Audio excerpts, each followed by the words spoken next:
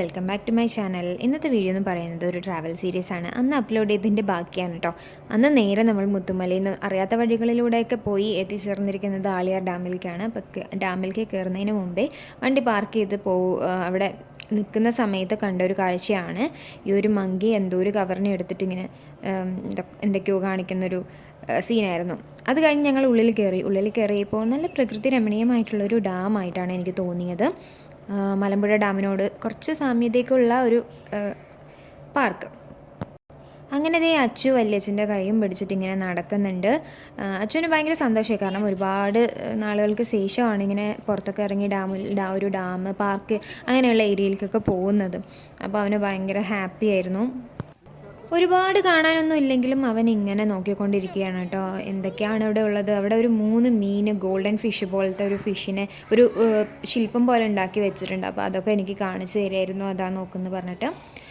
വളരെ കുറച്ച് ആൾക്കാർ മാത്രമേ ഉള്ളൂ. എനിക്ക് തോന്നുന്നത് ആ പ്രദേശത്തിൻ്റെ അടുത്തുള്ള ആൾക്കാരാണ് ഇവിടെ കൂടുതൽ വരാറുള്ളത്. ദൂരെ നിന്നൊന്നും ഇവിടെ ആൾക്കാർ വരുന്നതായിട്ട് എനിക്ക് ഫീൽ ചെയ്തില്ല. എല്ലാം പരിസരത്തുള്ള ആൾക്കാരായിട്ട് തന്നെയാണ് എനിക്ക് തോന്നിയത്.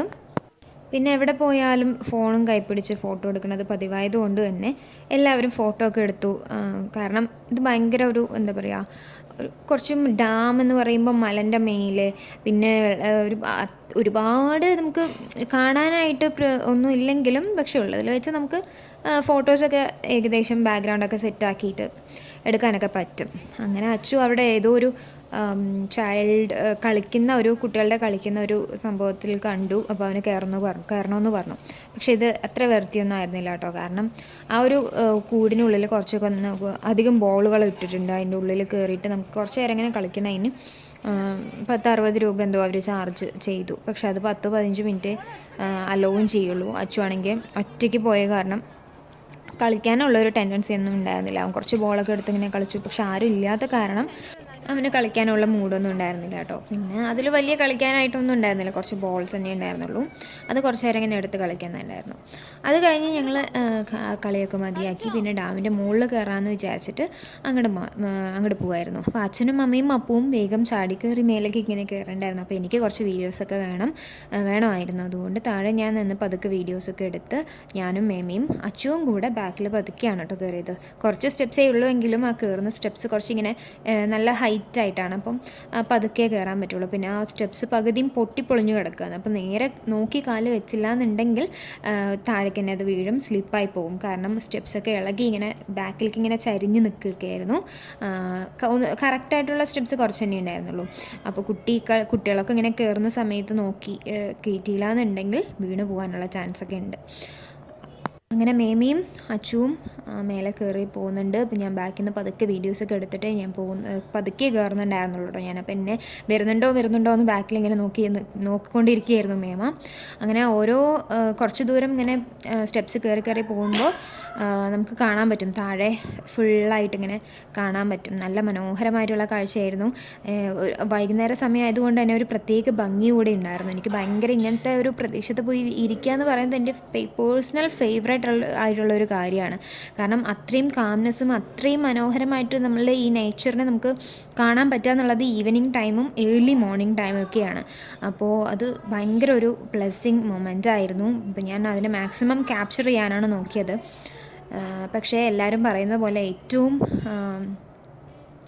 നല്ല ക്യാമറ എന്ന് പറയുന്നത് നമ്മുടെ കണ്ണുകൾ തന്നെയാണ്.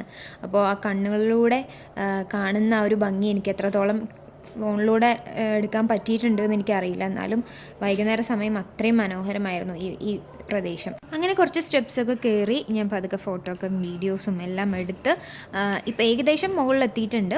അപ്പോൾ ഇതാണ് ഒരുവിധം മുകളിലെത്തിയ വ്യൂ. അപ്പോൾ ഇനിയും ഫുള്ളായിട്ട് മുകളിൽ കയറി കാണുന്ന കാഴ്ച ഡാമാണ് കേട്ടോ. കറക്റ്റ് നമ്മൾ സ്റ്റെപ്പ് കയറുന്നു, അവിടെ എത്തുന്ന സമയത്ത് നമുക്ക് ഡാമിലേക്കുള്ള നേരെ വ്യൂ ആണ് കിട്ടുന്നത്. അപ്പോൾ ഇതാണ് ഡാം. ഡാമിൽ അധികം വെള്ളമൊന്നും ഇല്ല, പക്ഷെ എന്നാലും മലനിരകളുടെ താഴെ ഇങ്ങനെ ഡാമൊക്കെ വെള്ളം കുറച്ചാണെങ്കിലും നിറഞ്ഞു നിൽക്കുന്നത് കാണാൻ, അതും ആ ഒരു ഈവനിങ് സമയത്ത് കാണാൻ അതിമനോഹരമായിരുന്നു. അതുപോലെ കുറച്ച് കുന്നിൻ്റെ മുകളിലായതുകൊണ്ട് തന്നെ നല്ല കാറ്റുണ്ടായിരുന്നു. എന്തോ ഒരു പ്ലസൻറ്റ് ഫീലിംഗ് ആയിരുന്നു എനിക്ക് കേട്ടോ. അവിടെ എത്തുന്ന എല്ലാവർക്കും ഈ ഒരു മൂഡ് ചേഞ്ച് ആവാനും അതുപോലെ കാംനെസ്, കുറച്ച് പ്ലസൻ്റായി മൂമെൻറ്റ്സ് ഒക്കെ എൻജോയ് ചെയ്യാനും എത്തുന്നതായിരിക്കും ഇവിടെ ഈവനിങ് സ്പെൻഡ് ചെയ്യാനൊക്കെ ആയിട്ട്. അപ്പോൾ ഒരുപാട് മനോഹരമായ ഒരു കാഴ്ച തന്നെയായിരുന്നു ഈ ഡാമിലെ. അപ്പോൾ ഇതാണ് ഡാമിൻ്റെ ഫുള്ളായിട്ട് വരുന്ന വ്യൂ. അപ്പോൾ എല്ലാവരും ഫോട്ടോസും വീഡിയോസും എല്ലാം എടുക്കുന്ന തിരക്കിലായിരുന്നു. ഈ മലകളിൻ്റെ ഏതോ ഒരു മലയിലാണ് വാൾപ്പാറ ഉള്ളത്. അപ്പം ഞാൻ വാൾപ്പാറയിലേക്ക് നേരത്തെ പോയിട്ടില്ല. ഇതുപോലെ തന്നെയാണ് നെല്ലിയാമ്പതി എന്ന് പറയുന്ന സ്ഥലം. അത് ഈ ഭാഗത്തല്ല, അത് വേറെ ഭാഗത്താണ്. അപ്പം ഞങ്ങളിങ്ങനെ നടന്ന് കുറച്ച് എക്സിറ്റ് ആവാൻ താഴേക്ക് പോകാമെന്ന് വിചാരിച്ച് കുറച്ച് നേരം നടന്നതാണ് കേട്ടോ ഡാമിലൂടെ. പക്ഷേ കുറച്ച് നേരം നടന്നപ്പോഴേക്കും ഒരു സ്റ്റെപ്പ് താഴേക്ക് ഇങ്ങനെ കണ്ടു. അപ്പോൾ അതിലെന്താണെന്ന് നോക്കിയപ്പോഴാണ് നമുക്ക് ആ സ്റ്റെപ്പിലൂടെ ഇറങ്ങിക്കഴിഞ്ഞാൽ നമുക്ക് ഡാമിലേക്ക് ഇറങ്ങാൻ പറ്റുന്ന ഒരു വഴിയായിരുന്നു അത്. അപ്പം പിന്നെ ഞങ്ങൾ ഒട്ടും മടിച്ചില്ല, നേരെ അങ്ങോട്ട് ഇറങ്ങി. ആദ്യം തന്നെ അച്ഛനും മേമയും കുട്ടികളും ഇറങ്ങിയിട്ടുണ്ടായിരുന്നു. അപ്പം എനിക്കെന്തായാലും വീഡിയോസ് എടുത്തല്ലേ പറ്റുള്ളൂ. അപ്പം ഞാൻ വീഡിയോസൊക്കെ എടുത്ത് പതുക്കെ ഞാനും അനിയത്തിയും കൂടെ ഇറങ്ങുമായിരുന്നു കേട്ടോ. ഇവിടെ ഇറങ്ങുമ്പോഴും ആ ഒരു വെള്ളത്തിൽ നിന്ന് വരുന്ന ആ ഒരു കാറ്റുണ്ടല്ലോ, അത് നല്ല ഒരു പ്ലസൻ്റ് ആയിട്ടുള്ള ഒരു കാറ്റായിരുന്നു. നല്ല രസമുണ്ടായിരുന്നു കേട്ടോ കാണാൻ ഈ ഒരു ഭാഗം. കാരണം നമുക്കിവിടെ നോക്കുമ്പോൾ കാണാൻ പറ്റും കുട്ടികൾ അവിടെ കളിക്കുന്നത്. അപ്പോൾ ഞാനിങ്ങനെ പതുക്കെ ആയിരുന്നു കേട്ടോ ഇറങ്ങുന്നുണ്ടായിരുന്നു. നല്ല കാറ്റടിക്കുന്നുണ്ടായിരുന്നു. അപ്പോൾ പെട്ടെന്ന് ഇവിടെ സ്റ്റെപ്സ് ഒന്നും ഇല്ല. സ്റ്റെപ്സൊക്കെ കല്ലുകളെ വെച്ചിട്ട് കെട്ടിയിരിക്കുന്ന ഒരു സ്റ്റെപ്സ്, അതിലൊക്കെ മണലൊക്കെ ആയി നമുക്ക് നേരെ നോക്കി ഇറങ്ങിയില്ല എന്നുണ്ടെങ്കിൽ വീണ് പോകാനുള്ള ചാൻസ് ഒക്കെ ഉണ്ട്. അപ്പോൾ വീഴാതെ പതുക്കെ നോക്കി പതുക്കെയാണ് ഞാൻ ഇറങ്ങിയത്. അവർ കുറച്ച് നേരത്തെ ഇറങ്ങി, അവരും പതുക്കെ തന്നെയാണ് കുട്ടികളെയും കൊണ്ട് ഇറങ്ങിയിരിക്കുന്നത്. പക്ഷേ ഞാൻ വീഡിയോസ് എടുക്കുന്നത് കാരണമാണ് ഇത്രയും ബാക്കിലായത്. അപ്പോൾ ഞാൻ പതുക്കെ സ്റ്റെപ്പൊക്കെ നോക്കിയിട്ടാണ് ഇറങ്ങുന്നത്.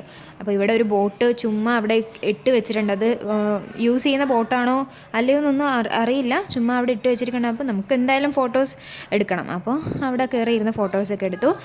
ഇവിടെ നമുക്ക് ഇറങ്ങാൻ പറ്റും. അധികം മണലും നമ്മളിങ്ങനെ ഒരു ബീച്ചിൽ പോയി കഴിഞ്ഞാൽ നമ്മൾ കളിക്കുന്ന ഒരു ഫീലായിരുന്നു ഇവിടെ. വെള്ളം ഇങ്ങനെ ചെറുതായിട്ട് അലയടിക്കുന്ന പോലെ ഇങ്ങനെ അടിച്ചുകൊണ്ടിരിക്കുന്നതാണ്. സ്റ്റെപ്സും ഉണ്ട്, സ്റ്റെപ്സിലൂടെ നമുക്ക് ഇറങ്ങാൻ പറ്റും. പക്ഷേ സ്റ്റെപ്സിലൂടെ ഇറങ്ങുമ്പോൾ ശ്രദ്ധിക്കണം, ഇല്ലാന്നുണ്ടെങ്കിൽ നമ്മൾ വഴുക്കി സ്ലിപ്പ് ആവാനുള്ള ചാൻസ് ഉണ്ട്. അപ്പോൾ കുട്ടികളൊക്കെ ആയത് കാരണം പിടിച്ച് പതുക്കെയായിരുന്നു. എനിക്ക് പേടിയായിരുന്നു കേട്ടോ, അവിടെ സ്ലിപ്പായാലോ എന്ന് വിചാരിച്ച് ഞാൻ മണലിൻ്റെ അവിടെയാണ് കാല് ഇങ്ങനെ കഴുകിയിട്ടുണ്ടായിരുന്നത്. ഈ ഡാമിൽ ഒരുപാട് മീനൊക്കെ ഉണ്ട് കേട്ടോ. മീൻ വളർത്തുന്നവരും അത് പിടിക്കാനായിട്ട് വഞ്ചിയിൽ പോയിട്ട് വരുന്നവരൊക്കെ ഉണ്ട്. അപ്പം മേലെ നിന്ന് നോക്കുന്ന സമയത്ത് ഞാൻ കണ്ടിട്ടുണ്ടായിരുന്നു 1-2 വഞ്ചി അതിൽ പോയിട്ടുണ്ടായിരുന്നു. അപ്പോൾ ഈ ബോട്ട് യൂസ് ചെയ്യണ ബോട്ട് തന്നെ ആയിരിക്കണം, ആരെയും കണ്ടില്ല അവിടെ. അത് കാരണം ഞങ്ങൾ കുറച്ച് നേരം കളിച്ചു. കുട്ടികളും എല്ലാവർക്കും ഒരു free time, leisure time enjoyment ആയിരുന്നു ഇത് ശരിക്കും പറഞ്ഞു കഴിഞ്ഞിട്ടുണ്ടെങ്കിൽ. ഇവിടുത്തെ വെള്ളത്തിൻ്റെ സൗണ്ടും കാറ്റിൻ്റെ സൗണ്ടും എല്ലാം കൊണ്ടും നമ്മളെന്തോ ഒരു പറയാൻ അറിയാത്തൊരു ഫീലിംഗ് ആയിരുന്നു കേട്ടോ ഇത്. ഇങ്ങനെയൊക്കെ കാണുന്നതും ഒറ്റപ്പെട്ട ബോട്ട് അവിടെ കിടക്കുന്നു, അതുപോലെ ആരുമില്ല, പ്രദേശത്ത് ആരുമില്ല, ഒരു പേടിക്കാനുള്ള എല്ലാ ഒരു അറ്റ്മോസ്ഫിയറും ആയിരുന്നു. എങ്കിൽ പോലും ഞങ്ങളെല്ലാവരും ഉള്ളതുകൊണ്ട് ഞങ്ങൾ മാക്സിമം എൻജോയ് ചെയ്യുകയാണ് ചെയ്തിട്ടുണ്ടായിരുന്നത്. ഒരുപാട് നല്ല മെമ്മറീസ് ക്രിയേറ്റ് ചെയ്യാൻ പറ്റി. ഞങ്ങളുടെ ഒപ്പം ഉണ്ടായിരുന്നത് ഞങ്ങളുടെ 2 കസിൻസ് ഉണ്ടായിരുന്നു, ഏട്ടനും ചേച്ചിയും. അപ്പോൾ അവർക്കും ഇതുപോലെ എൻജോയ് ചെയ്യാൻ പറ്റി എന്ന് ഞാൻ വിചാരിക്കുന്നു. പിന്നെ ഈ ഒരു മലയിലാണ് നമ്മൾ വാൾപ്പാറയ്ക്ക് പോകുന്ന റോഡുള്ളത്. ഏത് മലയാണെന്ന് എനിക്ക് കൃത്യമായിട്ട് അറിയില്ല, എന്നാലും അവിടെ ഏതോ ഒരു മലയിലാണെന്ന് മാത്രം എനിക്കറിയാം.